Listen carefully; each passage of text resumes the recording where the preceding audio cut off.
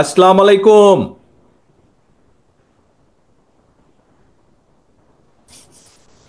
আজকে সারা বিশ্ব, পৃথিবীর সব মানুষ আজকে দেখে রাখুক, আজকে জেনে রাখুক যে উত্তরাঞ্চলের এই যে লাখো কোটি মানুষ তিস্তা নদীর পানির ন্যায্য হিস্সা থেকে আজকে বঞ্চিত, এবং এই জন্য এই কারণে মানুষগুলা আজ এখানে অধিকার, যে মানুষের যে পানির অধিকার, এই অধিকার আদায়ের দাবিতে এইসব মানুষরা আজকে জাগো বাহে তিস্তা বাঁচাও স্লোগানে গত 2 দিন ধরে আপনারা সকলে এখানে তিস্তা পাড়ে সমবেত হয়েছেন।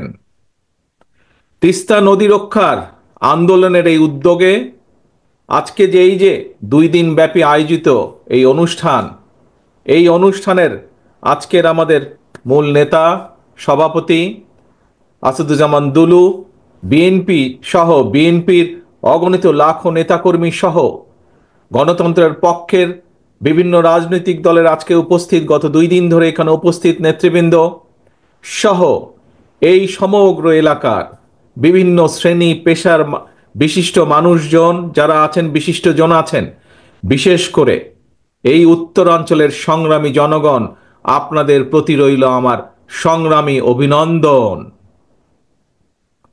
প্রিয় ভাইরা, উত্তরাঞ্চলের পানির এই ন্যায্য হিস্যা বঞ্চিত মানুষেরা আজকে সারা বিশ্বকে জানিয়ে দিতে চায় যে ভারতের সঙ্গে বাংলাদেশের 54টি যে অভিন্ন নদী, এই নদীর পানির ন্যায্য হিস্যা প্রাপ্তি এটা কোনো কারো করুণার বিষয় নয়।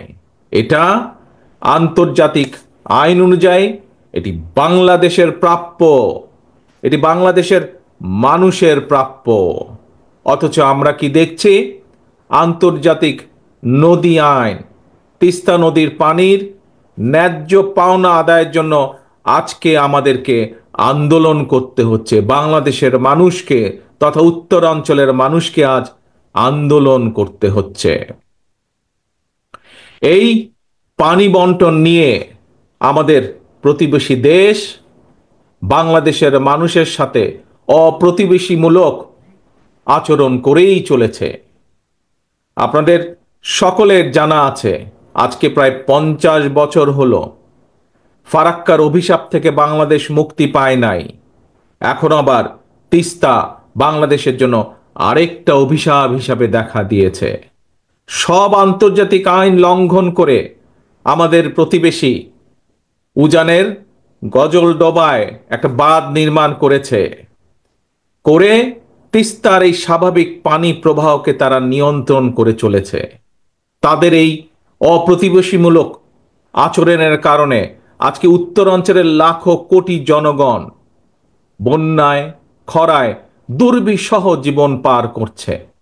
পানির অভাবে তিস্তার বুকে আজকে ধু ধু বালুচর।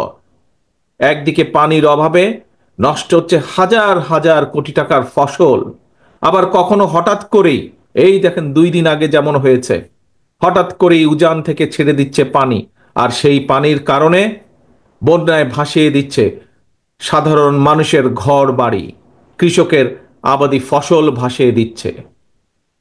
প্রত্যেক বছর এই বন্যার কারণে বলা যায় প্রায় সময় বন্যার কারণে, এমনকি কোনো কোনো সময় বছরে 3বারও বন্যা হয়েছে এই অঞ্চলে। আর এই বন্যার জন্য প্রতি বছর তো ভাঙন তো আছেই, নদীর ভাঙন, শস্যেরও যে আর্থিক ক্ষতি হচ্ছে, প্রায় লক্ষ কোটি টাকার আর্থিক ফসলের ক্ষতি হয়। প্রিয় সংগ্রামী ভাই বোনেরা, এই যে 5ই আগস্ট চলে গেল, এই 5ই আগস্টে আমরা দেখি যে একজন পালিয়ে গিয়েছে এই দেশ থেকে, একটা খুনি এই দেশ থেকে পালিয়ে গেছে, স্বৈরাচার এই দেশ থেকে পালিয়ে গিয়েছে। এই স্বৈরাচার একটা কথা বলেছিল একবার, নিশ্চয়ই আপনাদের সকলের মনে আছে। কি সেই কথাটা? স্বৈরাচার বলেছিল, ভারতকে যা দিয়েছি সেটি তারা সারা জীবন মনে রাখবে। প্রিয় ভাই বোনেরা, এই ভারত শুধু পলাতক স্বৈরাচারকেই মনে রেখেছে, বাংলাদেশের জনগণকে তারা মনে রাখেনি। সেই জন্যই পানির যে ন্যায্য হিস্যা বঞ্চিত তিস্তাপাড়ের বিক্ষুব্ধ জনগণের মনে প্রশ্ন, পলাতক স্বৈরাচারকে ভারত যা দিয়েছে, বা পলাতক স্বৈরাচার ভারতকে যা দিয়েছে, সেই পলাতক স্বৈরাচারকে আশ্রয় দেওয়া ছাড়া ভারত কি বাংলাদেশকে আর কিছু দিয়েছে? কিচ্ছু দেয় নাই। সারা বিশ্ব জুড়ে, প্রিয় ভাই বোনেরা, সারা বিশ্ব জুড়েই কিন্তু সব প্রতিবেশী রাষ্ট্রের মধ্যেই সমস্যা সমাধান কিংবা পারস্পরিক স্বার্থ জড়িত থাকে। নিজ নিজ দেশের স্বার্থ রক্ষা করে প্রত্যেকটি দেশই কিন্তু সমস্যার সমাধানগুলো করে, সমস্যাগুলো নিরসন করে। আমরা সবাই জানি এটি হচ্ছে কূটনৈতিক রীতি। কিন্তু এই যে খুনি স্বৈরাচার পালিয়ে গিয়েছে যে 5ই আগস্ট, আমরা দেখেছি জোর করে অবৈধভাবে ক্ষমতা দখল করে রাখতে গিয়ে নিজেকে সে তাদের সেবা দাসীতে পরিণত করেছিল। বাংলাদেশ ভারত যৌথ নদী কমিশন এবং জাতীয় নদী রক্ষা কমিশন পর্যন্ত সম্পূর্ণ অকার্যকর রেখেছিল। সারা দেশের মানুষ জানে এখনো ভারতের সঙ্গে বাংলাদেশের বিরাজমান ফারাক্কার সমস্যার সমাধান হয়নি। জনগণের, উত্তর অঞ্চলের বিশেষ করে জনগণের বহুল প্রত্যাশিত তিস্তা চুক্তিও হয় নাই।